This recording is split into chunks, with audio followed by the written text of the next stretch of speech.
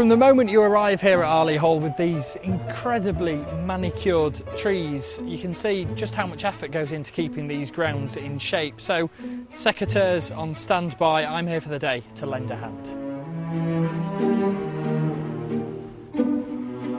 What's it like being responsible for, I guess, one of the most famous, beautiful gardens in our area? A privilege, I think, would be the best way of describing it.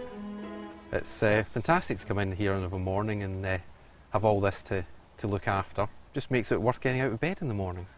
I don't think you can get a gardener who doesn't love the job, who is any good as a gardener. You really have to want to do it. So give us an idea what this tree is here that we've got growing around this shelter. This is a Malus glorious, which has been trained over this archway to give some shelter in a nice secluded spot to sit and view the garden from.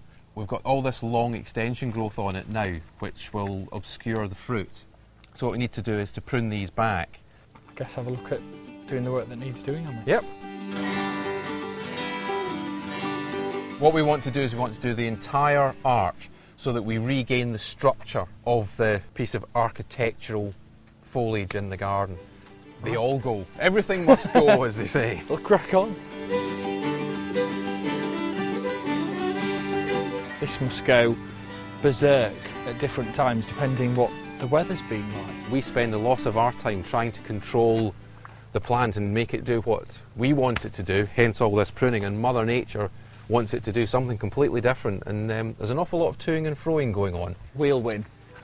Well, I think Mother Nature in the end always wins. It's starting to take shape already. Excellent, there we go, that's it. Lovely Wow. shape. You really get the effect now. Yeah, looks totally different now. Right then, next job. Next job, on we go.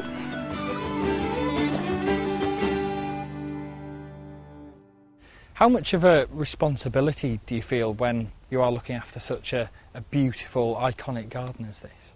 It's a huge responsibility, yes, but you just do the best you can. And I think that one of the most important things is to have a good team of people working in a garden who all feel the same way and all want to do the best that they can for that garden. So what is it that we're planting into here then? We've got some rocket that we've grown in these plug trays that we're going to put into this part of the potager garden. I guess it's about time I put some of these in for you then. You don't need to worry too much about the rows being straight because these will actually form a carpet. Show you a trick. Yeah, go on then. Right. If you try and make it one fluid movement, opening the hole up, you want to be pushing the plant in. That was better. Much quicker, isn't it? What's your particular favourite bit of the garden here? I think it has to be the herbaceous border. Just I have a particular passion for herbaceous plants, and the depth and range of plants on that border is fantastic. So that's without a doubt my favourite bit of the garden.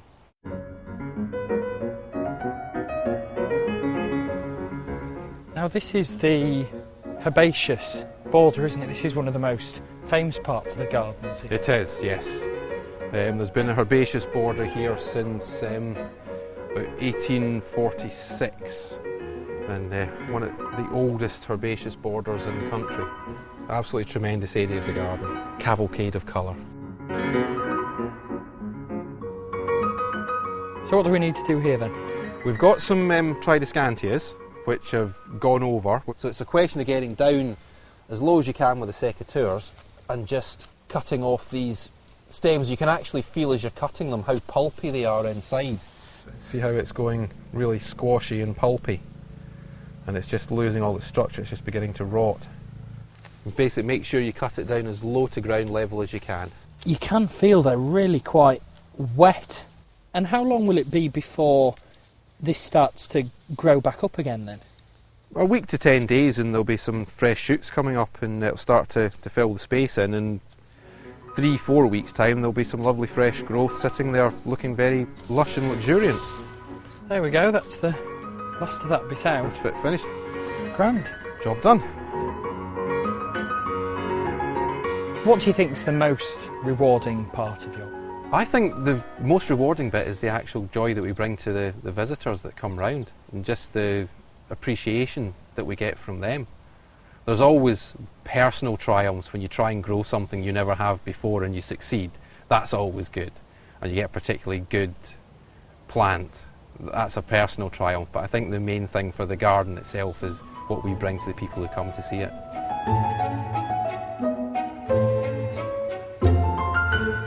I see you've got your feet up there, James. Well, after all that hard work, I thought it was about time I sat and enjoyed the view for a little bit.